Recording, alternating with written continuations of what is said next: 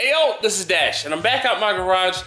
You know what I realized while I was editing part 5 of the engine teardown series? I never actually showed you guys down into the cylinder, and I never showed you the parts and pieces of what was left of the connecting rod. Mark, I believe it was Mark, you reminded me of that, and I'm out in the garage for just this purpose. So, I got the engine back up onto the stand, and I wanted to show you down into the cylinder. So this is the front of the block.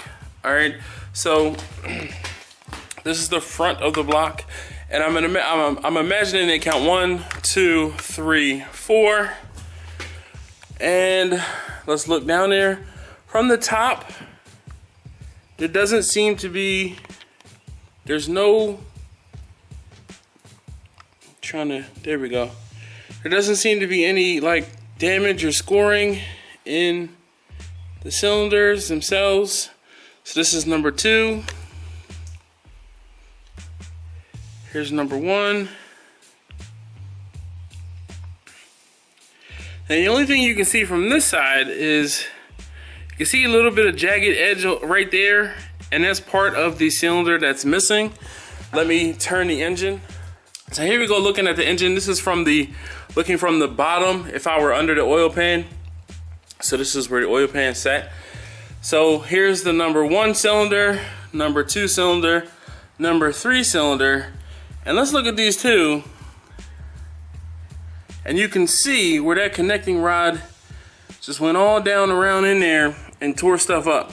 There's still bits and pieces of metal and other shrapnel all down and around in there.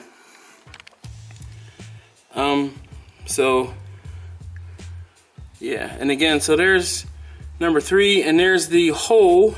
This is the I guess this is the intake side, and there's the hole or holes now that I see on the exhaust side. And here is number 4 cylinder. And you see, I believe that's an oil squirter. And I left the bearings in here. I guess these are the crank bearings, so they look fine. Obviously just some oil on those. So yeah, those are the crank bearings, but they all look fine. But the notable thing is obviously that oil squirter is gone. And yeah.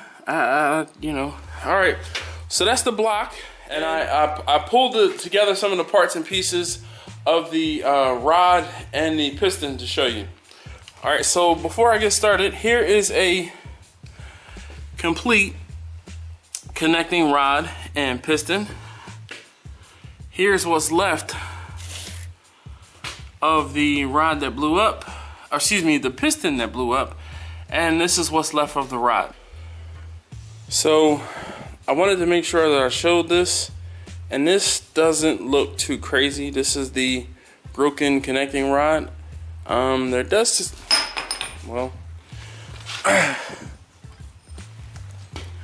there does seem to be some slight scoring in there, but I don't quite know. But those are the pieces that is pretty much what's left. And again, there is the piston. So remember I was talking about those, or some gold pieces or whatever? That's what I was seeing. And I don't know how this is pressed in there. I don't know if it's just straight. Oh, yep, never mind, I see it now. There's a snap ring in there. And actually I saw that snap ring, or what was left of one of those snap rings, on the floor. Let's go take a look at that. But there, you see on that piston there seems to be like a little bit of shrapnel that hit that one. Put a mark on that one. But that little ring must hold in the pin, and I had the pin. Oh, the pin is all here. And these, I guess these are bearings too. Let me see if I can find what's left of that pin. Here it is. So there's that little pin. I guess snap ring or a pin. Probably a snap ring. That might be up. I think I found, yep. This is what's left of the oil squirter. I did, while I'm thinking about it and I'm looking at it, I did check the cylinder head and the valves are all opening and closing and seating properly. One-handed, I don't have the tripod out here in the garage, but one-handed, I can't actually turn it over. But what's crazy, and it probably is normal, I guess, because there is plenty of oil that is in and around this. When I was turning it over, you can see there was a lot of oil that came out of there. So I don't know. I don't see any other damage to the valves, and they all seem to be performing properly. I'm not sure if I went through a complete cycle of the intake and exhaust sides on every cylinder, but I know I did turn it over a few times and everything opened and closed properly. Hopefully this will serve as the last part of the series. I can't thank you guys enough that commented. I can't thank you guys enough for your advice, your help whenever I had a question, or kind of posed a question to myself, even though it was more for you guys, and you guys answered it. I really do appreciate all of that.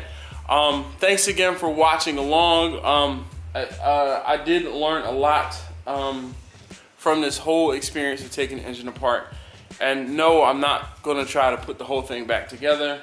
I am going to try and scrap the block. So I'll probably scrap the block, and I'll probably get all those screws and other things together too and chuck those in with the block. Clean up the pistons and rods from the other from the other cylinders. That is aluminum. I'm gonna get rid of that, scrap that. The oil pan is aluminum. I'm gonna scrap that. Any other bits of aluminum that I don't need, I'm going to scrap them. I am going to probably keep the crank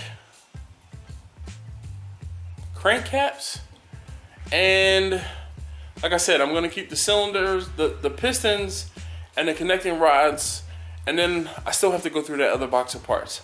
But thank you again so very much for watching along. If you have any other questions, or if you need any parts or know anyone that needs any parts, leave a comment below. Thanks.